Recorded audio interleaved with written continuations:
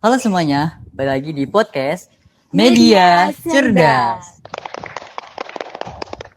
Saya Fadli bersama partner saya. Saya Afifah. Kali ini kami akan membahas sesuatu yang kelihatannya sangat sepele, tapi sebenarnya sangat penting di dunia media dan konten kreator. Dan tema yang akan kami bahas kali ini adalah mengutip berita dan narasumber dari media yang lain.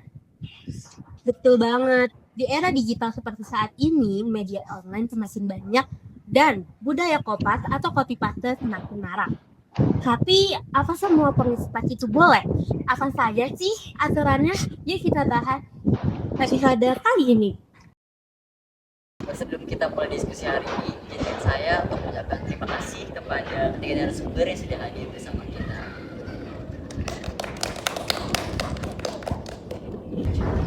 Baik, langsung saja kami perkenalkan kepada para penonton. Di sini sudah ada Kak Febri, ahli jurnalistik. Halo semuanya, perkenalkan nama saya Febri Amelia, bisa dipanggil Febri. Saya sebagai ahli jurnalistik.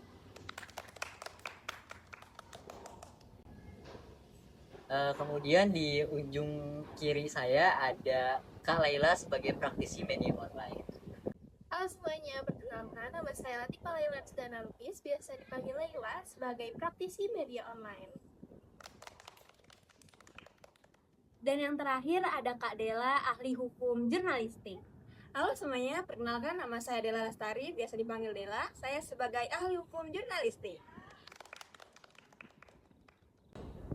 Baik, langsung saja kita ke Kak Febri terlebih dahulu. Jujur saya ngerasa kalau berita sudah di internet harusnya boleh dong dipakai ulang, sudah menjadi konsumsi. Nah, itu pemikiran yang salah. Publik memang boleh membacanya, tetapi bukan berarti publik dapat mengklaim atas berita itu sebagai karyanya. Tapi kan media besar juga mengutip berita dari Antaras atau Reuters tanpa izin pribadi. Iya, benar. Tapi mereka itu mencantumkan pengutipan itu. Lalu sudah dicantumkan juga kuncinya itu ada pada Undang-Undang Hak Cipta, di mana apabila media mengutip suatu berita itu harus mencantumkan sumbernya secara benar dan lengkap. Tapi ya kan saya mau menilai, sekarang kan sudah banyak ya media online dan banyak juga yang hanya mengkopas mulai dari judul, isi, bahkan sampai typo-typonya itu di copy paste. Itu apa tidak lelah ya mengurusnya? Lelah. Karena itu etika dalam jurnalistik itu sangat penting.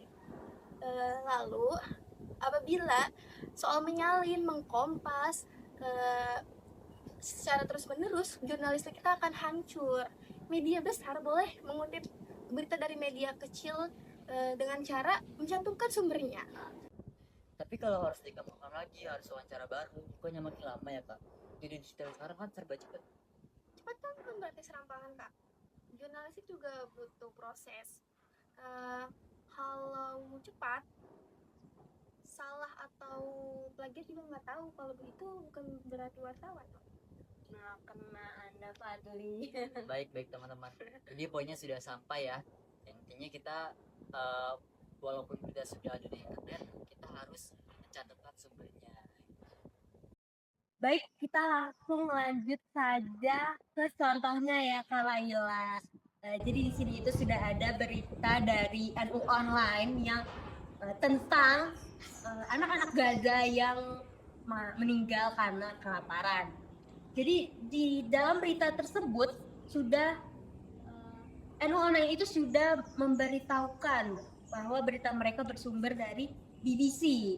Berarti itu sudah betul ya, sudah benar informasinya. Iya, itu Kak. Penulisan yang benar. NU Online menulis dikutip dari BBC. Itu adalah contoh penulisan yang baik dan Tapi kan mereka hanya menambah komentar dari WFP dan data tambahan. Berarti itu tetap mengandalkan media lain dong. mengandalkan sumber bukan berarti salah. Yang salah adalah jika kita mengambil berita tanpa menyebutkan sumbernya berasal dari mana. Lagi pula, NU Online mengembangkan berita tersebut ditambah dengan berita yang lain. Hal itu yang membuat berita tersebut menjadi salah. Tapi jadi sudah ya sebetulnya terkait pernyataan WHO atau WFP, kita tidak perlu menyebut BBC-nya dong. Jika kita mendapatkan beritanya langsung dari WHO itu boleh, tapi jika kita mendapatkan beritanya dari media seperti media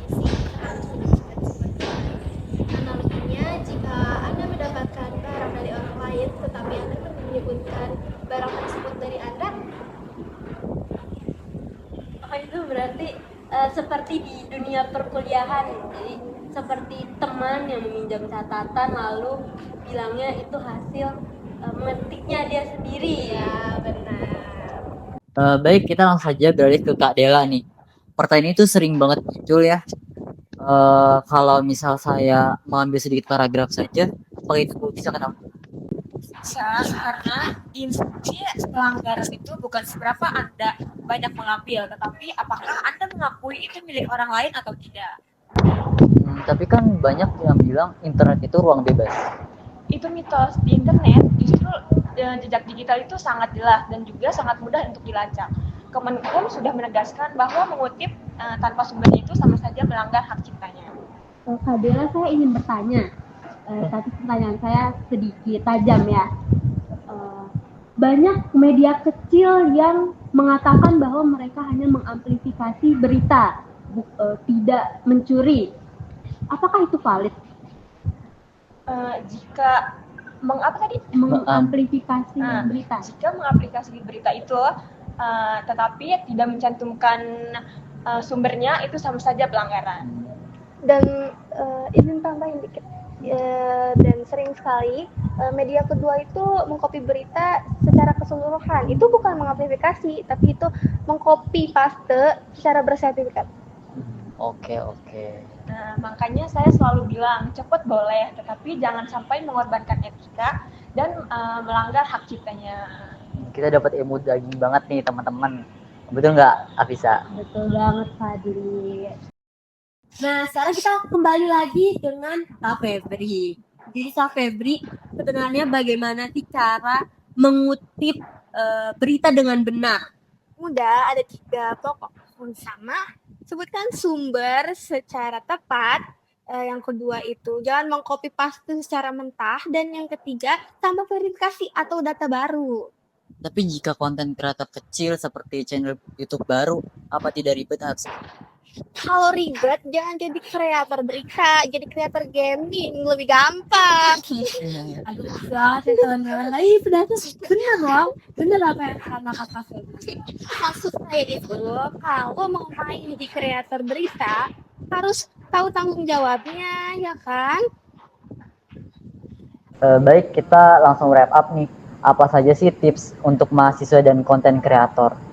Oke, kalau dari saya untuk konten kreator, jika mengutip berita, ucapkan sumbernya dalam singkat, jangan pelit. Kalau dari saya, baik untuk mahasiswa, biasakan mencantumkan referensi agar tidak kaget jika nanti kena cek plagiasi. Dan terakhir dari saya yaitu jujur, transparan, dan mengembangkan berita, seperti jangan mengcopy paste secara buta gitu. Nah, teman-teman sudah dikasih tipsnya tuh. Jadi kita belajar bahwa etika mengutip itu tidak hanya formalitas saja, tetapi fondasi kejujuran dalam berkarya. Mulai dari memahami kapan kita harus mencantumkan sumber, bagaimana cara mengembangkan informasi tanpa melanggar hak cipta, sampai resiko hukum kalau kita asal comot. Betul, jadi intinya internet memang luas ya teman-teman, tapi bukan berarti kita bisa melakukan hal sebebas-bebasnya. Dan kredibilitas bukan datang dari konten yang cepat, tapi dari konten yang tepat. Betul banget, dan tentunya kita sangat berterima kasih kepada ketiga narasumber kita, kepada Kak Laila, kepada Kak Dela, kemudian Kak Febri sudah ingin datang dan memberikan contoh kepada kita. Terima kasih juga kepada para penonton setia sudah menemani kami dari awal hingga akhir. Dan semoga dengan adanya episode ini membuat kalian lebih tahu tentang etika di era digital.